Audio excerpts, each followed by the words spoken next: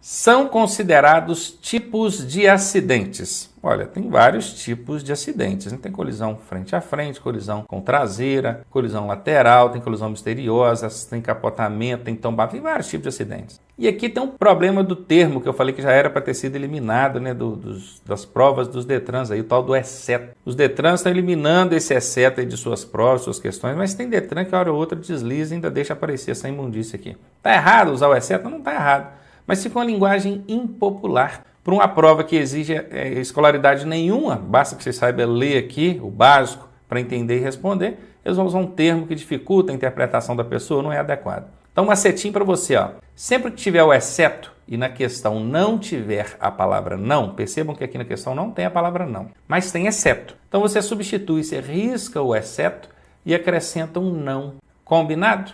Aí vai ficar mais fácil para você entender, ó. Não são considerados tipos de acidentes. Colisão é tipo de acidente? É. Engarrafamento é tipo de acidente? O que é engarrafamento? É engarrafar, colocar dentro de uma garrafa? Na verdade, o pessoal usa muito esse termo, né? Engarrafamento. Eu falo engarrafamento para você já lá imagina, uma via congestionada. Muitos veículos parados, o pessoal estressado, buzinado. Isso é um engarrafamento, numa linguagem popular, não é? É válido aqui para interpretação? Tudo bem. Mas é um termo que não existe tecnicamente, o certo seria congestionamento, e ele não tem nada a ver com acidente. O fato do trânsito estar congestionado ou engarrafado não quer dizer que aconteceu ali um acidente. Então isso aqui, ó, não são considerados tipo de acidente. Engarrafamento não é tipo de acidente. Capotamento é um tipo de acidente? Claro que é. Atropelamento é um tipo de acidente? Claro que é. Então qual é a resposta? Qual que não é tipo de acidente? Letra B. Penalidade aplicada ao candidato encontrado dirigindo sem a companhia do instrutor. Olha, ele ainda é um candidato, ele é um aluno, ele não é habilitado. Esse candidato, se ele ainda é um aluno, o documento que o permite treinar é a LADV, Licença de Aprendizagem de Direção Veicular. Essa licença permite ele conduzir o veículo em via pública desde que, acompanhado de instrutor credenciado pelo Detran, em veículo identificado como veículo para treinamento, isso com duplo comando de pedais e tudo mais. Então, se ele for encontrado aqui treinando sozinho no carro do pai, da mãe, do irmão, do namorado, seja quem for, que penalidade ele vai receber, hein? Além de uma autuação, que obviamente vai virar uma multa, a licença de aprendizagem dele também vai sofrer alguma coisa aí.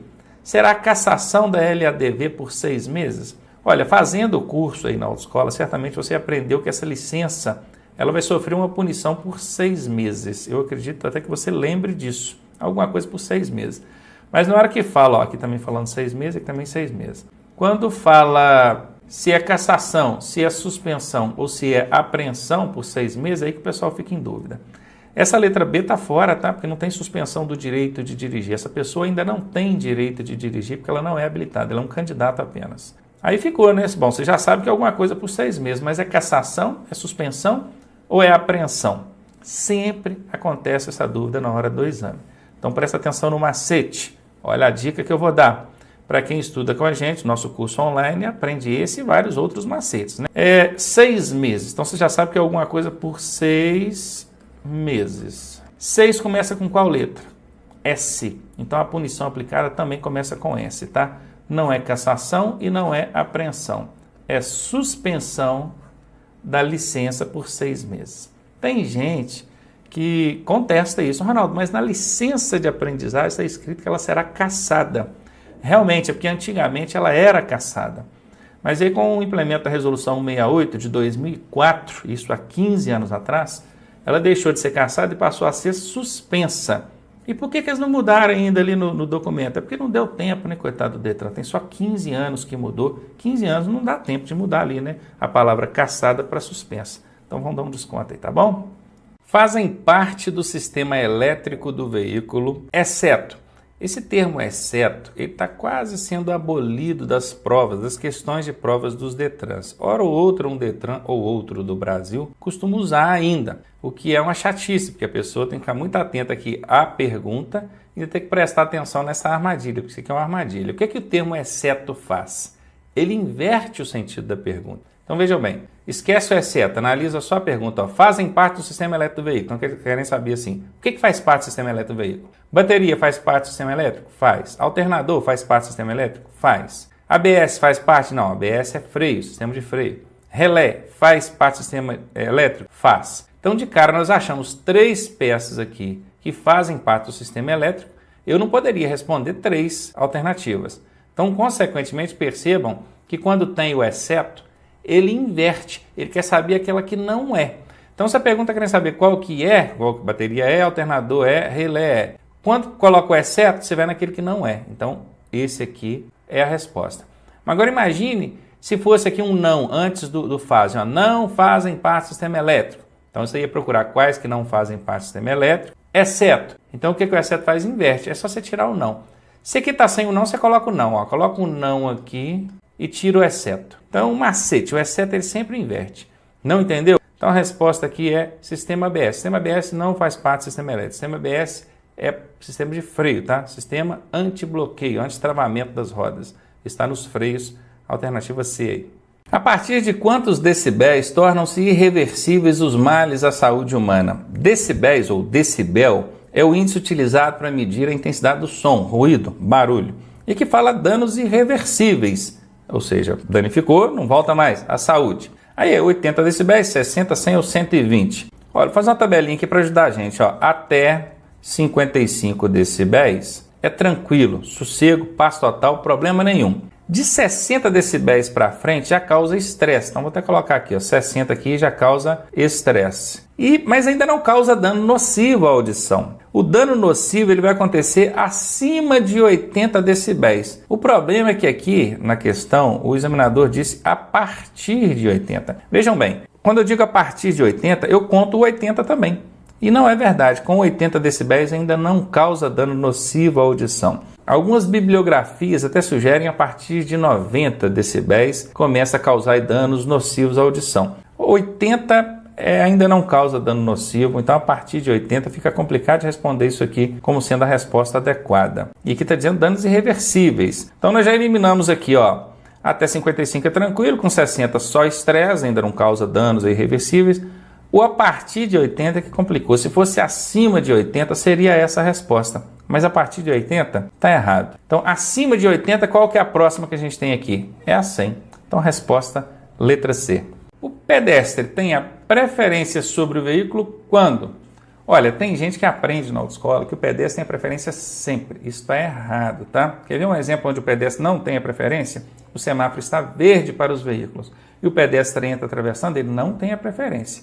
Diferentemente, veja bem, o pedestre começou a travessia, o semáforo estava fechado para os veículos. O pedestre começou a travessia, mas como a travessia era muito longa, ele é uma pessoa idosa ou com dificuldade de mobilidade, ele demorou para concluir a travessia. Aí o semáforo para os carros abriram, aí sim o pedestre tem a preferência, porque os veículos precisam esperar, aguardar ele concluir a travessia. Agora, se o pedestre iniciar a travessia e o semáforo para os carros já estiver aberto, o pedestre não tem preferência não. Então esse lance que o pedestre tem preferência sempre é errado. Inclusive a palavra sempre é uma casca de banana, também ensinado no nosso curso lá, né?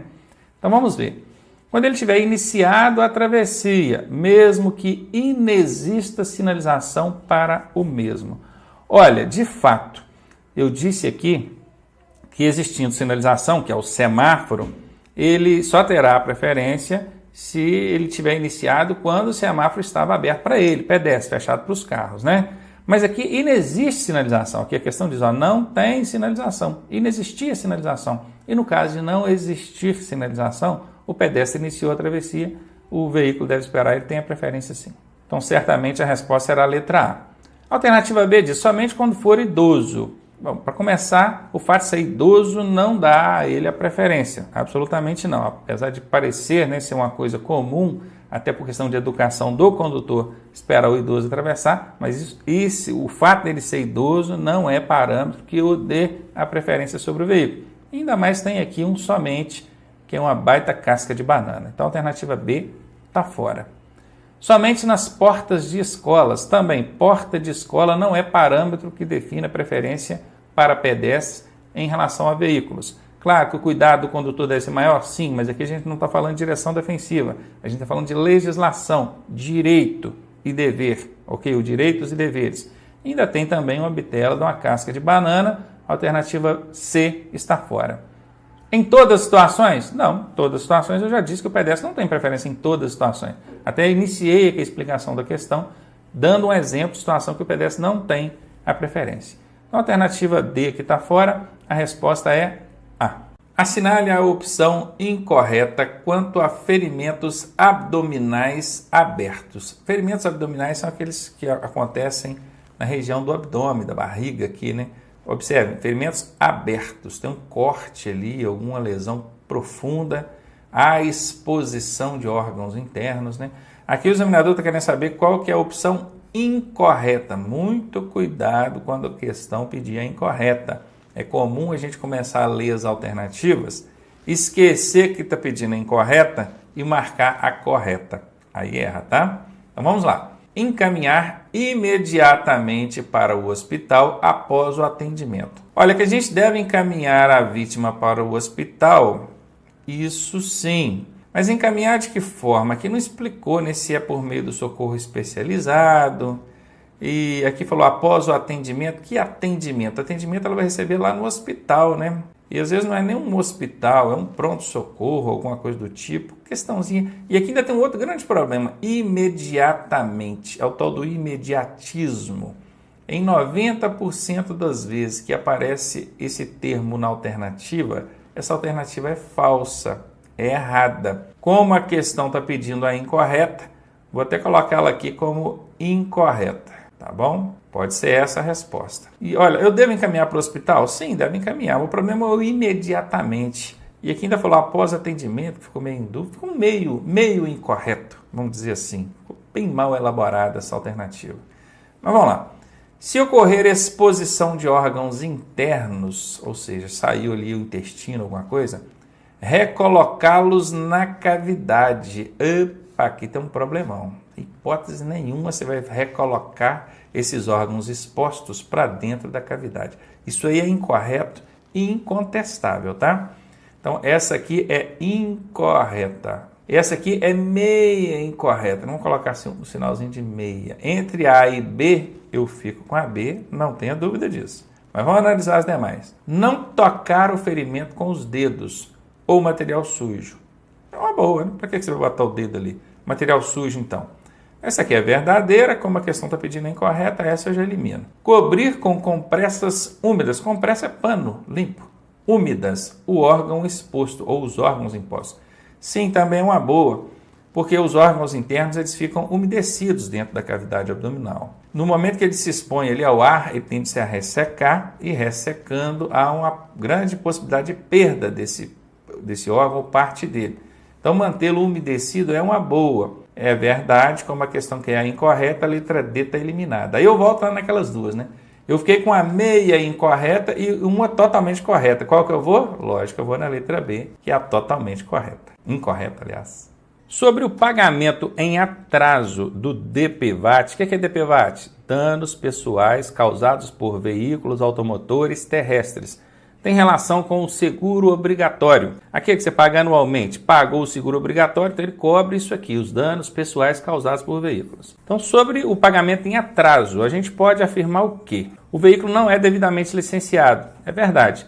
Se você não pagar o DPVAT, o Detran não emite o licenciamento anual do seu veículo. Pode ser a resposta. B. O proprietário não terá direito à indenização em caso de acidente. É verdade. Se o DPVAT não está pago e acontece um acidente e esse proprietário fica aí lesionado, requer ali de indenização para cobrir despesas hospitalares, ou vem a óbito e a família talvez resolva reivindicar ali uma indenização por morte, ele não tem direito. Presta atenção. Terceiros têm direito ainda que o DPVAT esteja em atraso. Imagina, eu não paguei o DPVAT do meu veículo. Aí eu atropelei um ciclista. E esse ciclista faleceu, morreu. A família desse ciclista pode acionar o seguro DPVAT pedindo a indenização. Aí quando o seguro DPVAT vai ver, fala assim, opa, mas o Ronaldo não pagou o DPVAT desse ano, o veículo não estava segurado. Isso impede eu, Ronaldo, proprietário, de receber qualquer indenização. Mas o terceiro, o ciclista, ele não tem nada a ver com isso. Ele vai receber. E, obviamente, a seguradora vai acionar a justiça contra mim, o proprietário, que deixou de pagar no tempo hábil. Mas o proprietário, de fato, não tem direito, então essa também a gente pode afirmar. O proprietário é obrigado a ressarcir as vítimas do acidente causado por veículos. Foi o que eu acabei de explicar anteriormente. Quem é a vítima não vai acionar o proprietário, vai acionar o DPVAT na justiça. O DPVAT vai indenizar essa pessoa e vai cobrar de mim depois o proprietário. Então, ele acaba que no final ele responsabiliza sim. Esse aqui também cabe e nesse caso, né, todas as respostas acima podem ser consideradas aí como afirmativas, a gente pode afirmar. Outra dica. Em 90% das vezes que na alternativa D estiver escrito todas as alternativas estão erradas, ou todas as alternativas estão certas, ou todas, falou todas, 90% das vezes a resposta será a letra D.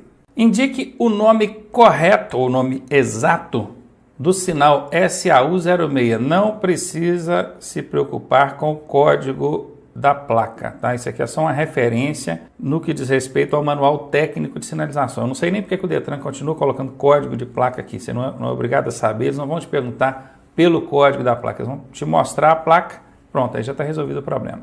Indique o nome correto ou o nome exato do sinal, esse sinal aqui. Não precisa nem falar SAU06, esse aqui. Posto telefônico? Não, não é. A resposta é serviço telefônico e eu vou te dar uma dica de porquê e como que você não esquece mais. Essa placa aqui é uma placa de quê? Ela é uma placa de serviços auxiliares.